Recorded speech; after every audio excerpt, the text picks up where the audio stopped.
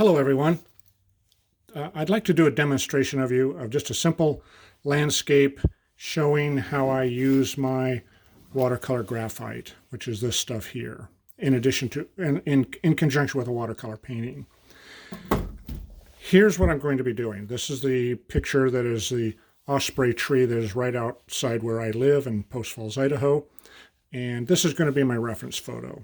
So I'm going to recreate this. And I like that they have these nesting boxes that they put up here for the ospreys. I love this watercolor graphite. Here's what it is when it looks like new. This is what it comes in. It costs about $20 US. This is, well, almost. You can see I've touched it a little bit with a brush, but art graph is what it says. And there it is. It's just a hard substance there, but it's water soluble. It's the same thing as your number 2 lead pencil, but treated chemically so it dissolves in water. So here's my reference photograph. Now I'm going to edit this. Obviously we've got a road here. I don't like that. I like Mother Nature better than man-made things. I'm going to simplify it. So I'm going to get rid of this tree on the right. I might keep some of this brush just to keep it interesting in the foreground. Get rid of the road. Just make it some ground just coming down here to the Spokane River that's in the background. Okay, so let's get started here. Now, my sketch only needs to be, it's just a reference photo here, so I'm going to keep it simple. I like keeping it simple. Get it in about where I want to be, and then, let's see, these kind of come cascading down here, like this. All right, the great big old ponderosa pine, and he's been topped here, and here's his nest box. All right, I just kind of block it in, get it close. Now I'm going to do the actual meaningful work. Just wet my Hake brush. All right, you can pick it up here, just dig it in. As you can see, I've used this. All right, so let's block her in here. All right, there's a little bit here. All right, push the brush. See, I like that. See how I push the brush? This is Arch's cold press, 140 pound. So just kind of come in here, dabble a little bit. Now I'm left-handed. Number one rule is, where's our light source? Unless I put my source of light in the picture itself, then as a default, as a general rule, I want to set it off the painting off here 10 o'clock. Now, if I were right-handed, it would be off the painting over here at 2 o'clock. But being left-handed, it's going to be off here at 10 o'clock. So that means all my shadows then are going to fall from, say, the base of the tree here towards the right, because light moves in a straight line. Okay, so we'll block in most of our trunk. Okay, I'm happy with that. Okay, there we did. We did our sketch. Now we blocked it in with our watercolor graphite. You can see it just at this point, it's just a regular black and white painting, which you could call it done if you wanted to. But it's fun to use color. So let's use some color now. So now I just want to daub on here. This is a tree. It's an evergreen tree. This is sap green, this particular color. All right, here's Viridian, a cool green. I'll do the same thing. Now I'm trying to touch it lightly, just a little bit, just because I want to keep my graphite underneath. I'm not trying to scrub it and lift it off. I don't want to do that. I can add a little bit of blue. Here's cobalt blue. On the downstream side, let's see here. All right, I'll stick with kind of a classic trunk color. Here's raw sienna.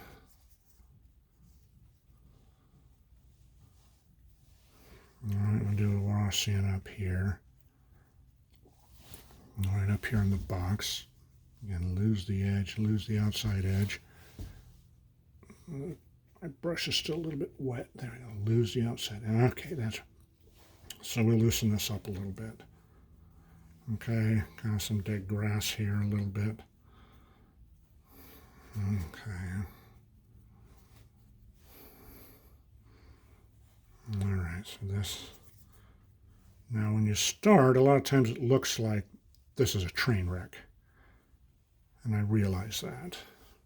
Now I'm going to have it, there's actually a beach area over here in the summertime. I'm going to carry this through. That'll help tie left and right. Reflect both sides of the bank. Okay. I think that'll help. I think that helps tie the painting together a little bit. Now I'm going to add a little bit here down.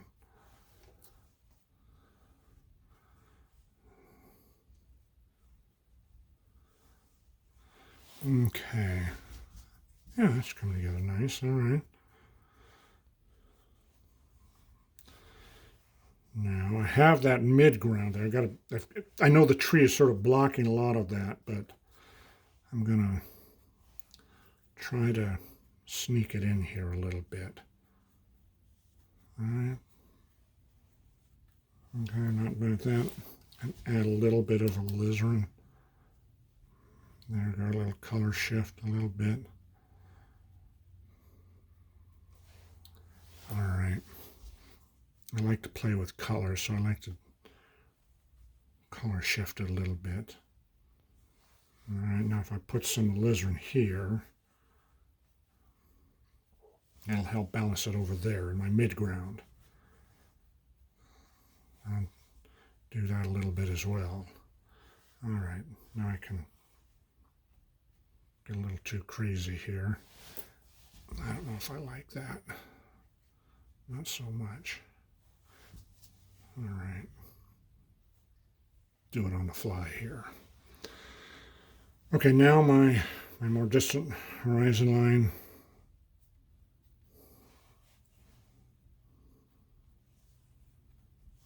Come down over here, have it emerge on the other side of the tree. Put a little, I love, this is sky blue, which is really just a trade name. Cheap Joe's, it's cerulean blue is what it is. Our sky, okay, so up here I want to use gravity, help gravity to work for me, okay? And come across here, get this, I want to,